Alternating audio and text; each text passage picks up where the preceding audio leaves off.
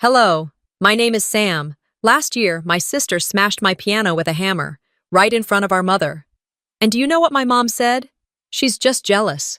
Like that made it okay. But this wasn't about music. This wasn't even about the piano. This was about silence, how I carried the weight of this family, paid the bills, stayed quiet, made peace, and still got erased from the will. They say every family has secrets. But what if yours made you disappear without ever raising their voice? Would you still call it family? Or would you finally say something? I hadn't stepped into my mother's house in nearly 6 months, but the scent hit me like no time had passed. Rosemary, lemon cleaner, and something faintly metallic, like old pipes under the sink. It was late afternoon, still bright enough for the windows to flood the living room with soft sunlight. The house looked the same, curated, quiet, held together by a forced sense of order. But I wasn't here for nostalgia. I was here to give something back, something I thought might mean something. The piano had arrived that morning, delivered to the back entrance so Isolde wouldn't see it. I'd spent the last 8 months teaching back-to-back piano lessons, cutting out dinners, and delaying my own rent just to afford it. A matte black upright, not extravagant, but beautiful. It was the kind of gift I would have died to receive when I was 10. Back then, no one thought I needed music. Today, I wasn't giving it to myself. It was my mother's birthday. 63. There were plastic table covers, a mediocre chocolate cake from a local grocery store, and Vera's best teacups stacked on the counter. The crowd was small, just close family and 2 neighbors she liked to gossip with. I walked through the front door, holding a smile that didn't belong to me anymore. Lilith, Isolde's daughter, came running to hug me. Her 7-year-old arms wrapped tight around my waist, and I kissed the top of her curly hair. "Did you bring the surprise?" she whispered. I smiled for real then. "It's already here." I asked everyone to step into the living room. My hands were steady as I reached down to peel the sheet off the piano. It stood proud in the corner, near the window where the sunlight caught the keys like glass. "Happy birthday, Mom," I said. I wanted the house to have music again. Lilith clapped like she was watching a Disney movie. One of the neighbors said, "How lovely." Isolde didn't say a word. She folded her arms and stood frozen near the kitchen. Vera walked over. She looked at the piano for what felt like an hour, her mouth twitching like she was deciding whether to smile or frown. Finally, she nodded. "It's nice," she said. "A bit big, isn't it?" That was all. I told myself not to feel disappointed. I hadn't bought it for approval. I bought it because something in me still believed beauty belonged in that house. I didn't notice Isolde leave the room. I didn't hear the creak of the hallway.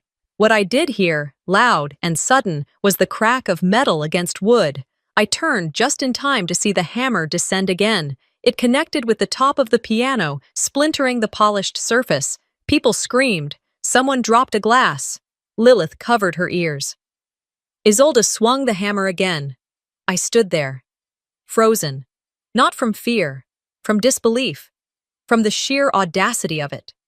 She brought the hammer down once more, this time crushing a few keys. The noise was deafening. It was the sound of something sacred being destroyed by someone who had decided they didn't care. When she finally stopped, the room had gone silent. Lilith was crying now, hiding behind one of the chairs. One of the neighbors muttered something like, "Dear God." Isolde dropped the hammer on the floor. It clanged against the tile like punctuation. And then, from the corner of the room, Vera spoke, so casually it felt like a punch. "She's just jealous, Sam. Let it go. Let it go." I couldn't move. My mind couldn't keep up. Let it go. A few guests started awkwardly picking up plates. Someone turned the music back on, low. Vera walked back to her tea like nothing had happened. No one looked at me. I stood in front of a broken gift, a shattered offering, and all I could do was stare. Not a tear came. Not a word escaped me. Not yet. Inside I was unraveling, but not in the way they expected. It wasn't rage. Not yet. It wasn't sadness. It was something colder. It was the moment I realized I had spent years trying to prove something to people who had already decided I didn't matter. Lilith tiptoed over. Her eyes were wide and red. "Why did Mommy do that?" she asked. I knelt slowly, forcing my face to soften. Sometimes people break things when they're hurting, I said. Even things that aren't theirs. She blinked. But it was for Grandma. I nodded once. I know, sweetheart. We both looked at the piano, now jagged, the keys mangled like teeth knocked out in a fight. It didn't look like a piano anymore. It looked like a warning. Later, when the guests had trickled out and the plastic cups were tossed into the kitchen bin, I walked back into the room. The broken piano still sat in the corner, ugly now, raw and exposed. No one had tried to move it. I placed a hand gently on the cracked lid. The wood was rough where it had split. I turned and looked at Vera, then at Isolde, and I smiled. Not the smile of someone trying to keep peace, not the smile of a daughter desperate for recognition. A new smile, thin, knowing, deliberate. They didn't understand it then, but I knew something had shifted, not them, me. This wasn't rage, it was recognition. Lilith's voice came from behind me, soft as a breath, but heavier than the hammer Isolde had just dropped. Aunt Sam, did you do something wrong? I turned around slowly. She was standing in the hallway, her hands clasped in front of her little pink sweater, eyes wide and worried. The party had all but dissolved. Most of the neighbors had made hasty exits, mumbling excuses about work in the morning or traffic, though no one seemed in a rush when the cake was served. Isolde had vanished again. Vera was in the kitchen, boiling water like nothing had happened, like her oldest daughter hadn't just destroyed the one thing her youngest had ever tried to offer with both hands. Lilith inched closer, still watching me. I knelt down in front of her. Why did Mommy break your piano? She asked. Did you make her mad? I wanted to answer. I wanted to say something that made sense, but nothing did. I opened my mouth, then closed it again. Finally, I said the only thing I could. No, sweetie. I just reminded her of something she wanted to forget. She nodded like she understood, though I doubted she really did. Still, she walked over to the mangled piano and stared at it, head tilted. A long silence filled the room between us, broken only by the gentle whistle of the kettle from the kitchen. The party had ended long before the guests left, but now the house felt like it had exhaled for the first time. Empty cups littered the counters, and Vera was humming the same tired hymn she used to hum when I was in trouble as a child, like a soundtrack to a scolding. I watched her from the edge of the hallway, half hidden. She moved with her usual purpose, pouring hot water into her floral china, adding 2 sugars, a splash of milk.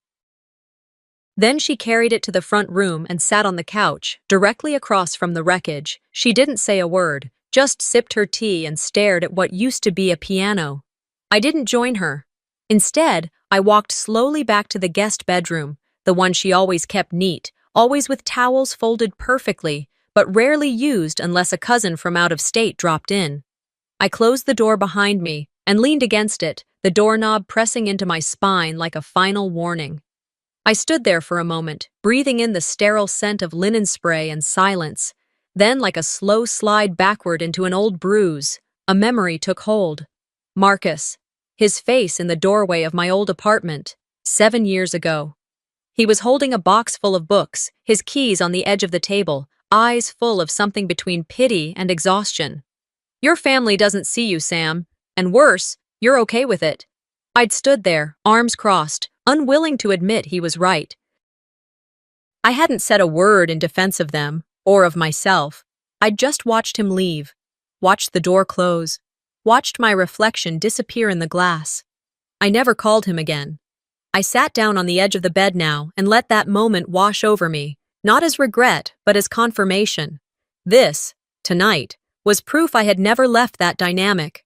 I had only distanced myself physically, but inside I'd been playing the same notes over and over, hoping one day the song would change.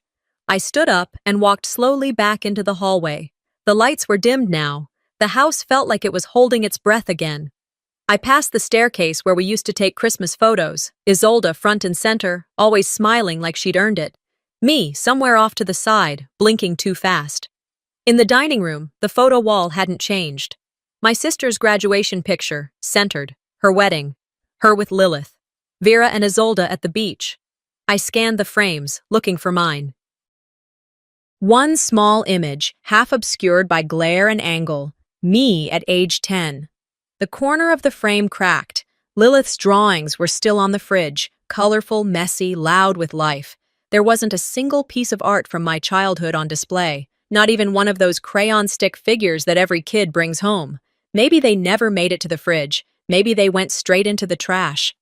Back in the guest room, I shut the door again. I didn't bother with the light. I sat down on the bed and let the darkness crawl in around me.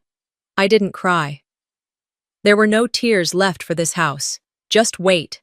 The kind that lives in your bones, in your breath, in your heartbeat. I never left this house, I whispered. I just changed the locks in my head. I lay back on the mattress, still dressed, shoes half hanging off the edge. The ceiling was the same one I stared at as a teenager, wondering what it would be like to live a life where I didn't have to ask permission to be noticed. A soft knock came at the door. I didn't answer. Sam? It was Vera's voice. Calm, measured. The same voice she used when reminding me to clean up after Isolde's messes. You'll stay the night, won't you? I swallowed. My voice was level. Of course. There was a pause. Then her footsteps retreated down the hall. But in my mind, I already knew. This was the last time I'd ever sleep in this house. I turned on my side and stared at the outline of the window against the opposite wall. The shadows moved slowly as the moon shifted behind clouds. I used to dream of playing piano at Carnegie Hall. The soft lights, the velvet seats, the hush before the first note. Now I just dream of not flinching when they speak. I don't know what pulled the memory loose. Maybe it was the weight of that broken piano still echoing in my chest, or maybe it was the sound of my own breathing as I sat alone in the car, engine off, headlights casting long shadows across Vera's driveway. But it came back to me in pieces, like old song lyrics you don't know you remember until they fall out of your mouth. I was 11, the summer I learned what it meant to want something no one else thought you deserved. We didn't have much growing up. Isolde got the good shoes, the summer camps, the speech classes. I got what was left, hand-me-downs and maybe next times. But that summer, I'd saved every spare dollar from skipped school lunches. While Isolde bragged about theater camp and new clothes, I was hiding crumpled bills under my mattress.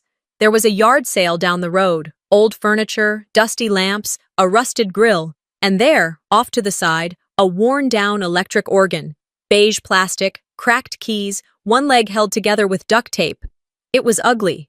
It was perfect. $50, the woman said. I didn't even haggle. I paid in ones and fives, handed over like treasure. I dragged it home myself, 3 blocks in the heat, sweating through a too-big t-shirt. Vera didn't say much when she saw it, just shook her head and said, "Hope you're not bringing that into the house." So I put it in the garage, and every day, while no one was watching, I played. I didn't know what I was doing, just notes, scattered sounds, but it was mine, a sound that belonged to me. I didn't need anyone's approval. Not then. 3 weeks later, I came home from school, and it was gone. Donated it to the church, Vera said. That thing was falling apart anyway. Made too much noise. I remember standing in the doorway of the garage, staring at the empty space like someone had died there. That was the first time I learned joy was negotiable. When I opened my eyes in the present, the sky had gone a deeper shade of black. The house behind me was dark now. I hadn't moved. My fingers were curled around the steering wheel, though I hadn't driven anywhere. The silence outside wasn't peaceful. It was the kind that pressed against your chest, daring you to speak. I finally got out of the car, stretching limbs that had gone stiff, and stepped back onto the porch. The swing creaked when I sat. I didn't cry. Couldn't. There was something hollower than sadness sitting in my chest now. The porch light buzzed faintly overhead, casting a pale glow over the yard. That's when I reached into my bag and pulled out my phone. Just muscle memory, really. Checking for something. Anything. What I found instead was a bank alert. I blinked. The text came in less than an hour ago. Alert. Withdrawal of $1,500 from shared account. 5:42 p.m. East. I stared at it for a long moment, my breath catching somewhere in the back of my throat. I scrolled down. The account Vera used for emergencies, the one I'd been depositing into monthly, labeled Mom Care. I opened the banking app, checked the recent activity. My fingers were cold, even in the summer heat. Along with the withdrawal was a transfer, $400 to Balloons Decor LLC and $650 to Music Emporium. I didn't need to guess.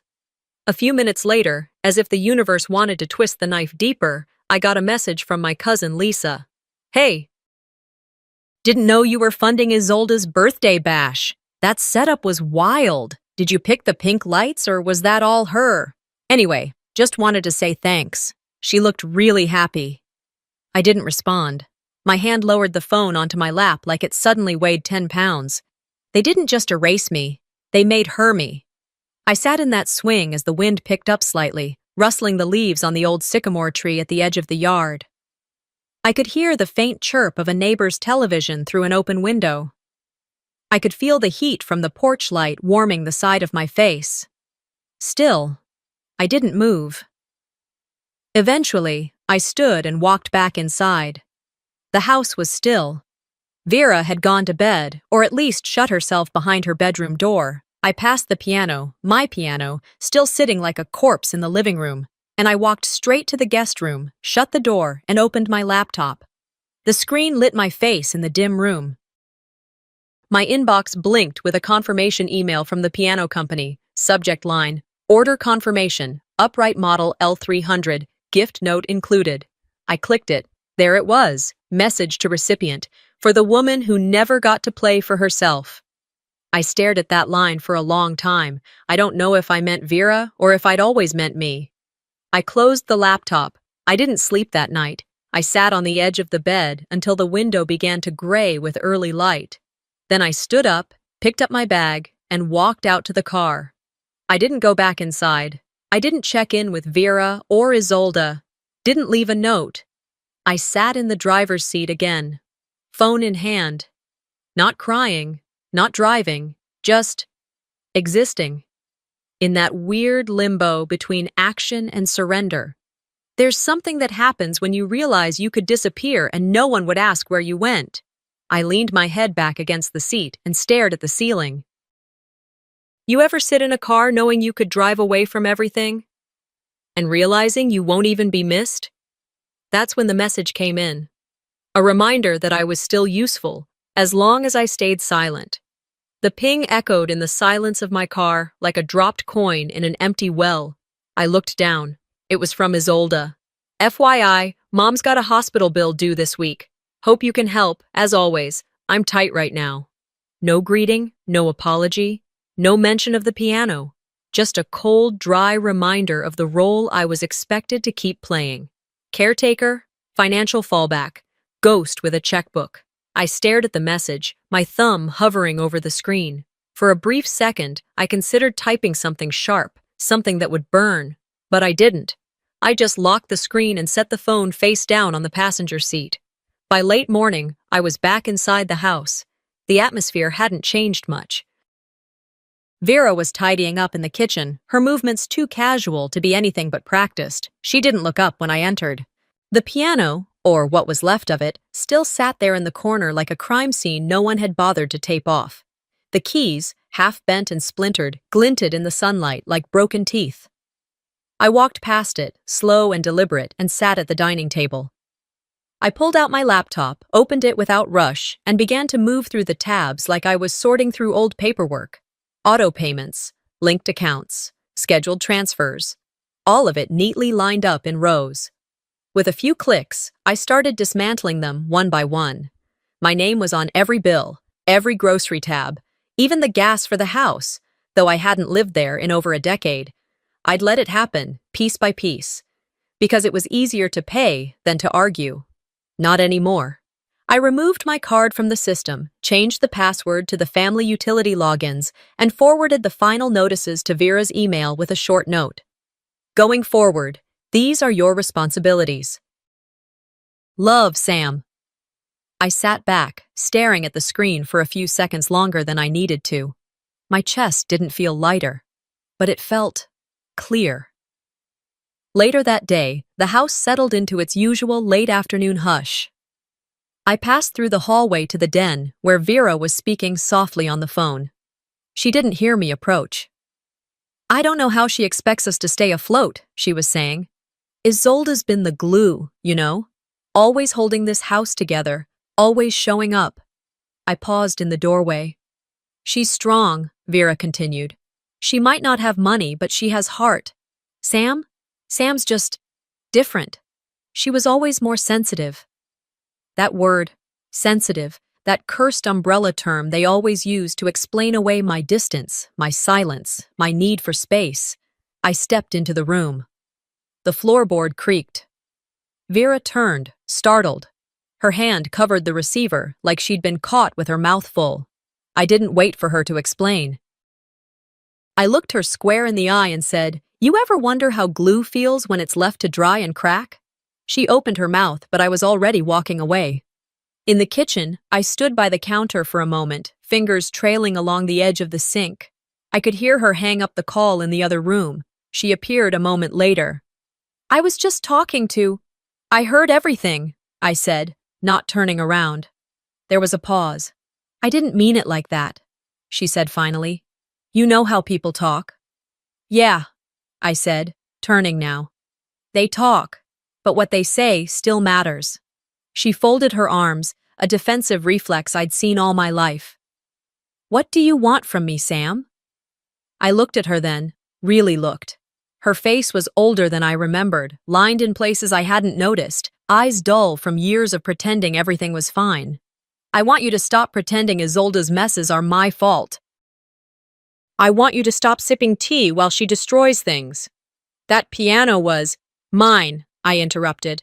"Bought with my money, meant as a gift for you, and you let her tear it apart in front of your granddaughter. You're being dramatic, Samantha." "That again." I almost laughed. "No," I said, voice calm, flat. "I've just stopped being quiet." She didn't answer. I took a breath, grounding myself. "The next time someone smashes what I love and you sip tea and tell me to let it go, I'll walk. And this time, I won't leave a forwarding address." Her eyes narrowed, but her voice stayed sweet. "You're still angry. You'll feel differently once you've had some rest. They don't fear your anger if they think you'll never leave." That thought, more than anything, had rooted me here, kept me compliant. The unspoken rule in our family had always been, don't cause waves. But what happens when you've spent your whole life treading water? I left her standing there in the kitchen and stepped out onto the back porch. The sun was lower now, casting long gold lines across the yard. I stood there, taking it in, until I heard her voice behind me. "You don't have to prove anything to us." I didn't turn around. "That's the problem," I said. "I never did, but I kept trying." I stepped off the porch, walking into the slow dusk of evening. Link to next chapter. That night, I found something even colder than silence, a document that erased me on paper. 2 days passed before I stepped back into Vera's den. I hadn't meant to stay that long, but something about unfinished exits always haunted me more than the confrontation itself. I needed to make peace with the space before I left for good. It was late in the afternoon when I walked past her desk. A stack of opened mail sat crooked near her prescription bottles. Beneath it, barely visible, was a manila envelope with her handwriting on it, curled script, deliberate, a little slower than it used to be. I wouldn't have opened it if it had said anything else. But when I saw the heading printed at the top, Last Will and Testament, Revised, I didn't hesitate. It wasn't that I was surprised. It was the certainty of it that cut deeper than anything else. There it was, in clean, impersonal language. The entire estate, house, savings, jewelry, all of it, left to Isolde and Lilith. My name wasn't scratched out. It wasn't marked to be discussed. It simply wasn't there, not even a footnote, just erased. I held the paper in my hands longer than I should have, reading and rereading it as if a second pass might reveal a line I'd missed. Some justification, some line about shared responsibility or emotional distance. But there was nothing. And in that moment, something quiet inside me settled, not pain, not bitterness, just understanding. I folded the document back the way I found it and slid it under the pile, like I had never touched it. By the time dinner hour rolled around, I was sitting on the front porch, phone in one hand, the other wrapped around a glass of water that had long since lost its chill. Vera was in the kitchen, humming again, the same tune she always turned to when the room got too quiet with questions she didn't want to answer. I sent one message to the family lawyer I had worked with years ago when I helped my mother refinance her mortgage. I need to revoke co-ownership of the Richmond property, effective immediately. Paperwork initiated by me. Let's proceed quietly. No call, no explanation. If they could erase me on paper, I'd return the favor, in ink. That night, I checked my email out of habit more than intention. Most of it was junk, newsletters I never read, receipts from things I barely remembered buying. But one message stood out. Subject line, "You never needed permission." It was from Mr. Givens, my high school music teacher. A name I hadn't heard in years. He had attached a letter. No preface, no intro. Just one line in the body of the email. "I found this while cleaning my old files. I thought it might finally belong to you." The attachment opened slowly. It was a scanned copy of a letter he had written on my behalf, dated 10 years ago. A recommendation for a music conservatory I never applied to. He had written about my discipline, my emotional nuance, my raw ability. Words like gifted, unconventional, and resilient jumped out from the screen. I never knew he had done it. I never asked for it. I never dared to believe someone saw me that way. I stared at the screen, my chest tightening in a way that wasn't pain, but something more vulnerable, like rediscovering a piece of yourself long buried under other people's narratives. Maybe I hadn't been invisible. Maybe I'd just been drowned out. Later that night, I stood in the hallway outside the bedroom I grew up in. The walls were the same faded yellow. The photo frames hadn't changed. Isolde's wedding, Isolde's degree, Isolde in various stages of celebration. My high school diploma was still there too, but shoved to the side, barely hanging straight. I took it down, turned it over in my hands, and peeled off the cracked frame. I rolled up the paper and tucked it into my bag. Nothing else was mine anymore. I didn't take the family photos. I didn't take the jewelry box my grandmother left in the back closet. I didn't even take the piano lesson books I'd once begged to keep. Only what was mine, only what I had earned without needing to ask for approval. I folded my clothes with care, not because anyone would inspect them, but because leaving in order mattered to me. I zipped the suitcase shut just after midnight. As I turned to leave, I noticed Vera's robe still hanging by the door. It swayed slightly, as if the air had caught it just so. For a split second, I thought about waking her, about asking her why, about demanding an answer she'd likely spin into a sermon about duty and responsibility, but I didn't. Instead, I walked down the stairs slowly, each step an exhale. The living room light had been left on. The broken piano still stood in the corner, unmoved, untouched. Its silence now was different, not tragic, not pitiful, just honest. Before I left the house, I pulled a cardboard box from the closet, one I'd packed the day after the party. Inside were the keys that hadn't been broken, the pedal sheared off in the last swing, a few chips of paint that had fallen like shrapnel. I sealed the box with tape, careful to press the edges down flat. There was no note, no address from me, only her name, Isolde, written in block letters with a Sharpie. Before I left, I placed it by the front door. No signature required. The next morning, I waited. I didn't hover over my phone. I didn't refresh the tracking page like I used to with packages I actually cared about. This time, I already knew what was coming. They signed for it at 10:43 a.m. According to the email confirmation from the delivery company, the box was handed off to a V. Lorraine, Vera, fitting. Let the woman who turned her face away from the damage receive the pieces I never asked to have shattered. I didn't leave the house, didn't check the mailbox or open the blinds. I made coffee, sat at the kitchen table, waited for the silence to break. At 11:17, my phone rang. Isolde's name blinked on the screen. I let it go to voicemail. 2 minutes later, a text lit up. "Isolde, are you out of your mind?" A beat passed, then another. "Isolde, sending that junk to my apartment? What's wrong with you?" I didn't respond. Then came Vera's message. Vera, this was unnecessary, Sam. You're being cruel. I stared at her words for a while. Then I typed slowly, deliberately. Me. You raised me to take hits in silence. This is me speaking. I hit send and closed the thread for good. That was the first moment I felt something like air moving in my chest. Not quite peace, but something close to it. I could breathe again, even if the breath came heavy. At 12:32 p.m., the final text came in. Isolde again. Isolde, you're dramatic. You always were. You play piano. I play people. That's why I win. I didn't react. Not with rage, not with sorrow. I just took a screenshot. It was the truth I had known all along. But there it was, typed in black and white. The confession. The game. She finally said it, I whispered to myself. The thing I always knew, but never heard.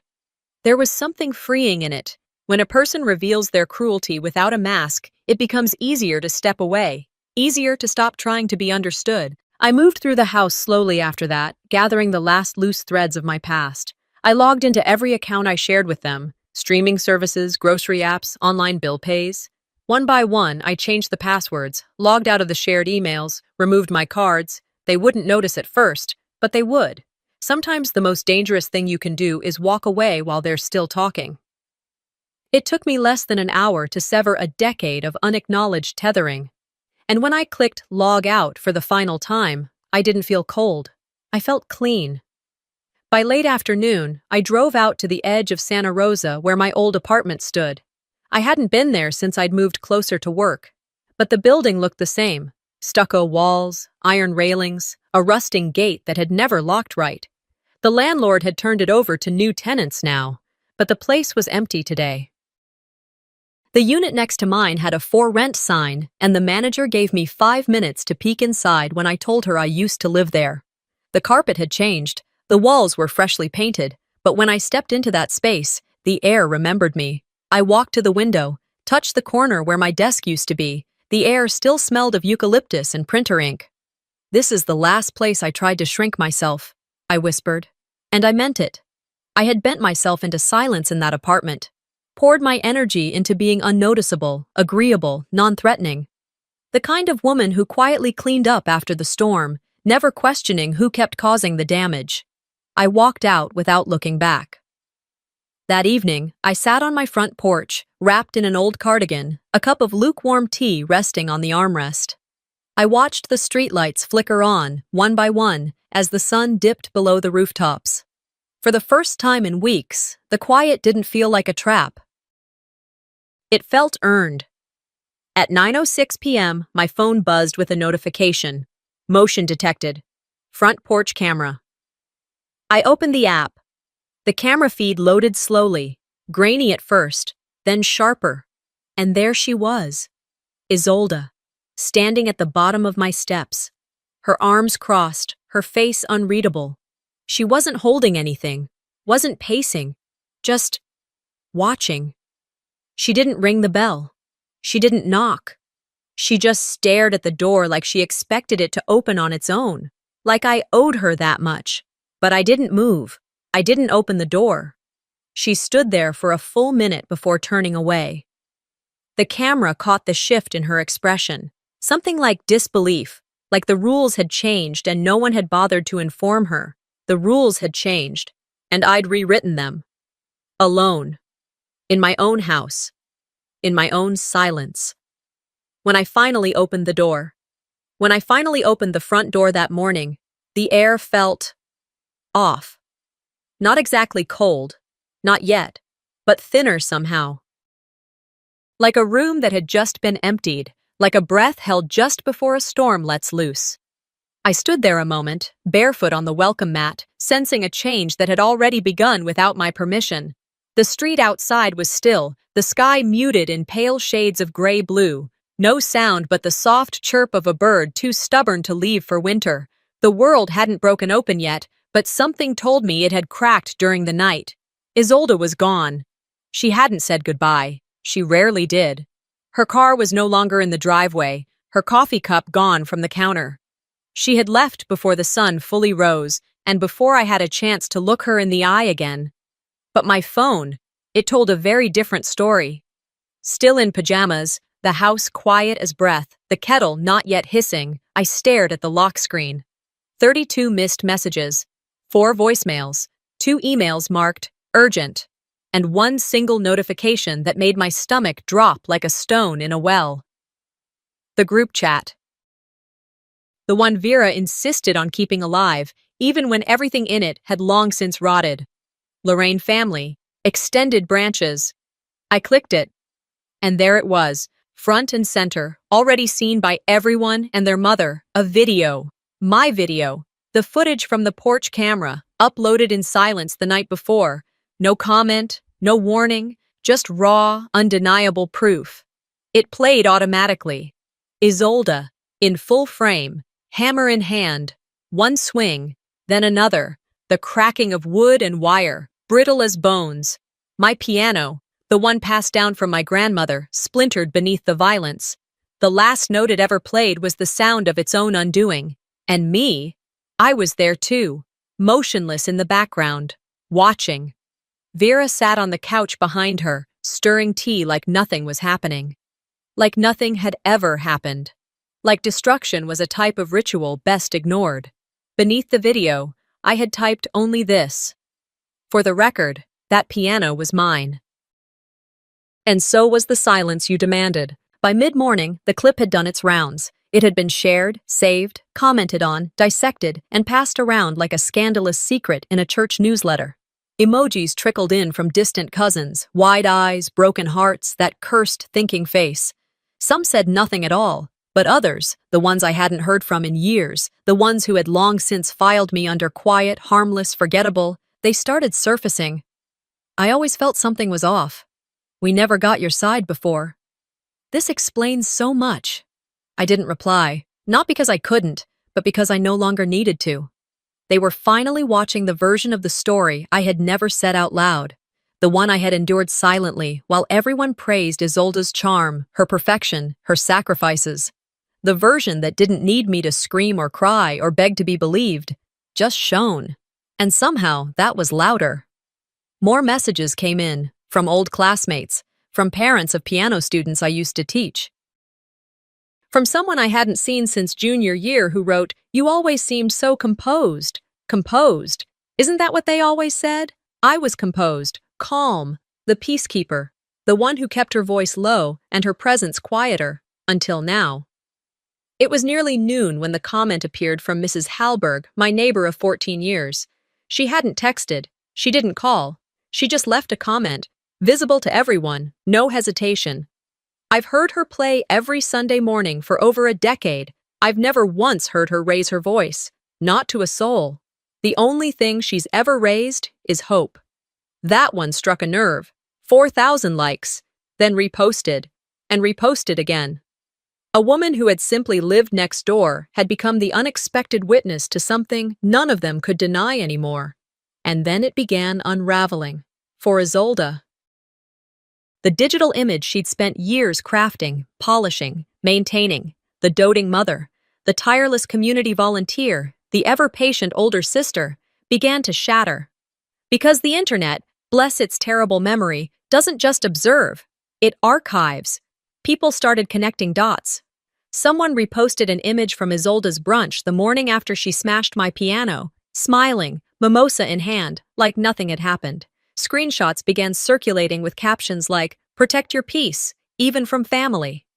Silence isn't always grace. Sometimes, it's survival. By mid-afternoon, I had abandoned all attempts at productivity. No lessons taught, no emails sent, no plants watered. I just sat, watching it all unfold like a storm cloud that had finally been given permission to rain. Then, at 3:06 p.m., Isolde uploaded a video. She was in her car. No makeup. Her eyes puffy, her lips pressed together until they trembled. She didn't speak at first. Then, finally, "I know what I did looked bad, but you don't know the whole story."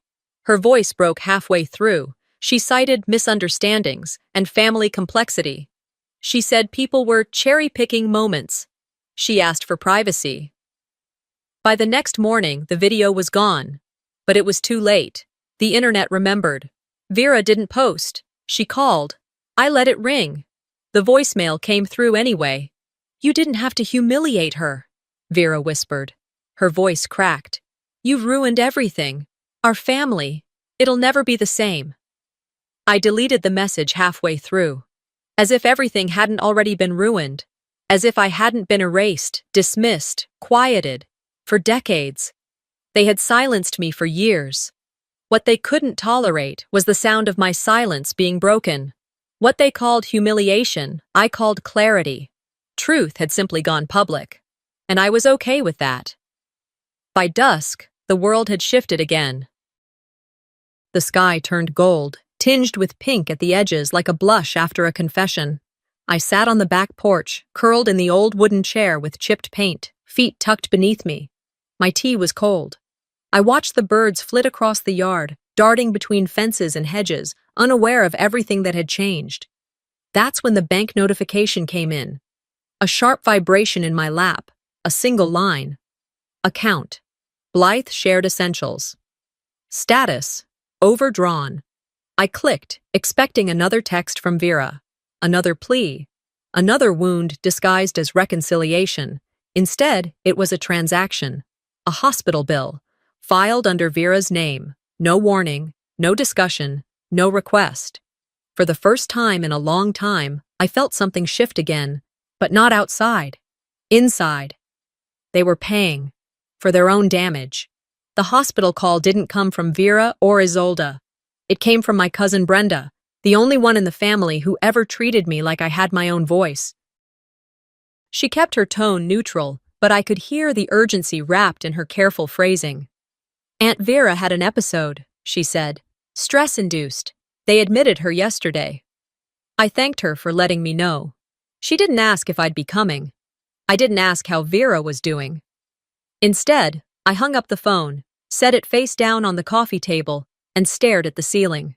There was no guilt crawling up the back of my throat. No immediate impulse to pack a bag or hop in the car. This time, I didn't move. I didn't light a candle or pace the room. I didn't call anyone to talk it through. I just breathed. Every family has a power source. The person who keeps things stitched together even when they're fraying. The one who smooths over silences and shows up when no one else does. I was theirs, and now they were unplugged. Later that morning, I took a walk around the lake near my apartment. Ducks floated in lazy formation, and kids tossed breadcrumbs from the pier. I passed joggers, older couples, a woman pushing a stroller while talking into a headset. No one looked my way, and for once, I didn't feel invisible. I felt free. The sun cut through the trees in slanted lines, and the air smelled faintly of eucalyptus and fresh water. My lungs filled with it. No static, no waiting for a call dread, no guilt, no weight, just breath. I sat on a bench under a cypress tree and watched a boy skip rocks across the water's surface. His mother clapped when he made it past 3 skips. Her laugh echoed lightly across the lake.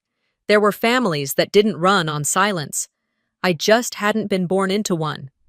That afternoon, I printed the music I'd composed the week after the piano was smashed, my own piece. A mournful waltz that opened in a minor key, stayed low to the ground, and slowly climbed until the final chord struck out like it had somewhere to go. I'd named it Threshold. The audition for the Composer-in-Residence program at the Berkeley Arts Collective had been booked long before Vera got sick. I almost canceled.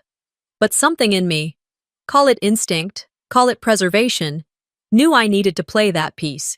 Berkeley was 2 hours away. The drive felt shorter, maybe because I didn't play any music in the car, maybe because the silence this time belonged to me. The audition hall was modest, no grand marble pillars or velvet-lined seats, just a wooden floor, a baby grand in the center, and 5 people sitting behind a folding table. They didn't introduce themselves. They didn't need to. "Whenever you're ready," one of them said. I nodded, sat down, placed my fingers on the keys. And for the first time in a long time, I played something that didn't belong to anyone else's expectations. Not my mother's, not my sister's, not even the ghost of my childhood self. Just mine. The notes came slow at first, hesitant, like steps on ice, but then they settled. The middle section swelled, rising with quiet defiance. By the final phrase, my hands landed hard. Deliberate, no flourish, just a note that held and held and held. I let the sound ring until it faded into nothing. They didn't clap right away. That's how I knew it landed. Later, as I packed my music back into its folder, one of the panelists stood and approached. "That was something else," she said softly. "You've lived this, haven't you?" I nodded. Every note. That evening, as I walked back to my car under the soft haze of street lamps, my phone buzzed. A message from an email I hadn't seen in years. "Mr. Givens. Told you the world needed your sound." I smiled before I even finished reading it. For the first time, I believed him. The next day, I drove past Vera's house. I didn't go in. I didn't call ahead. I didn't stop. But I slowed enough to see the curb. There, among the trash cans and soggy newspapers, sat the remnants of the piano.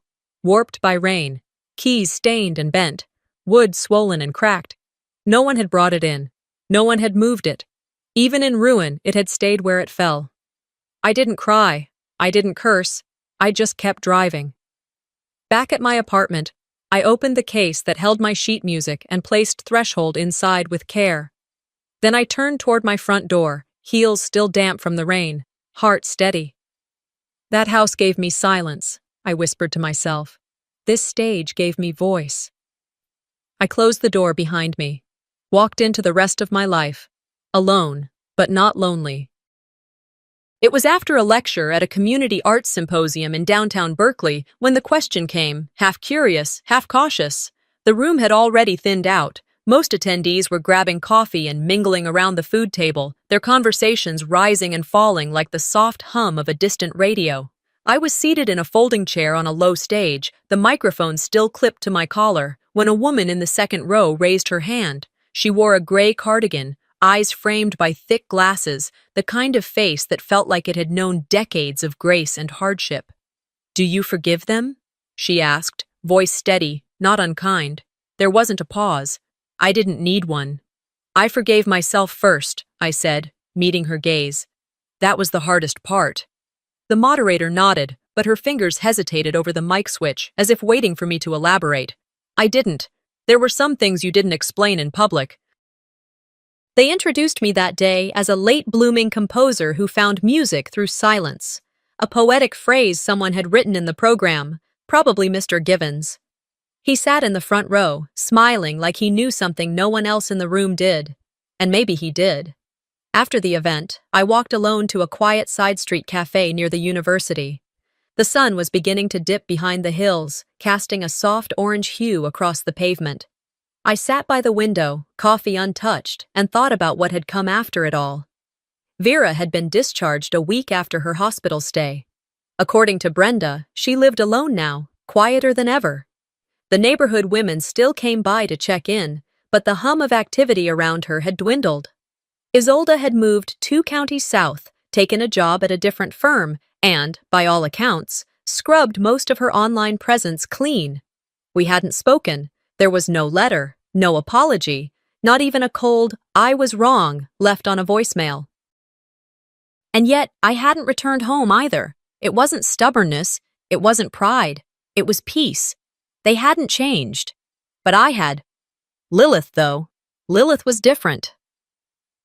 About 6 months after Vera's incident, I received a manila envelope with no return address. Inside was a folded piece of construction paper, pink with glitter that had mostly rubbed off. It was a drawing, a piano, blocky and uneven. Above it, a stick figure with curly hair. Beside it, another with straight lines for arms and a dress in purple crayon. There were musical notes floating in the air like balloons. At the bottom, "To Aunt Sam, I think you play better than Mommy." I sat on the couch for a long time with that drawing in my lap, unsure whether to laugh or cry. In the end, I did a little of both. There was no return address, but it didn't need one. Some things find their way. I never went back to Richmond, never stood on that porch again or drove past the church where Vera volunteered. That chapter wasn't unfinished. It was just closed with the kind of quiet that feels final. There was no grand confrontation, no dramatic family reunion or teary reckoning. They became background noise, static that I could lower and eventually turn off. But the music stayed. I'd started performing more in Berkeley, small venues, recital halls, a few online streams. And, at nearly every show, I played some version of the same melody, the one born from that wrecked piano, those broken keys. Only now, it sounded different. It had morphed into something layered, textured. There were still notes of sorrow in it, but they no longer led the piece. They lingered underneath, like roots under soil. I played it once during a summer night concert, outdoors beneath hanging lights. The breeze rustled sheet music, and the audience leaned in, listening not just to the notes, but to the spaces between them. The pain was still there, but now it belonged to the music, not to me. Back home, I framed Lilith's drawing and placed it on the wall above my piano. Below the frame, I added a small engraved plaque with 3 words, "Play without apology." That became my reminder. Not because I needed validation anymore, but because every time I touched those keys, I wanted to remember how far I'd come. Forgiveness wasn't loud. It didn't come in declarations or ceremonies, it came slowly. In the way I no longer flinched at old voicemails, in the way I stopped checking their profiles, in the way my hands stopped shaking when I played. One night, after a long session composing for a new piece, I sat in the darkened room with only the glow of my desk lamp. I whispered to myself, "Not every note will be perfect. Not every silence means peace. But this life, this stage, I earned it." I closed the piano lid gently, not as an ending, just an intermission. And then I walked into the kitchen, made myself a cup of tea, and sat by the window to watch the quiet night unfold, not as someone waiting for the next storm, but as someone finally content to just listen to the stillness. Not every silence is peace, and not every family is home. Sometimes walking away isn't weakness, it's clarity. It's choosing your own voice over generations of quiet suffering. What would you have done if it were your piano? Your legacy? Let me know in the comments. And if this story spoke to something you've lived, don't forget to subscribe, because more real, raw stories like this are coming your way.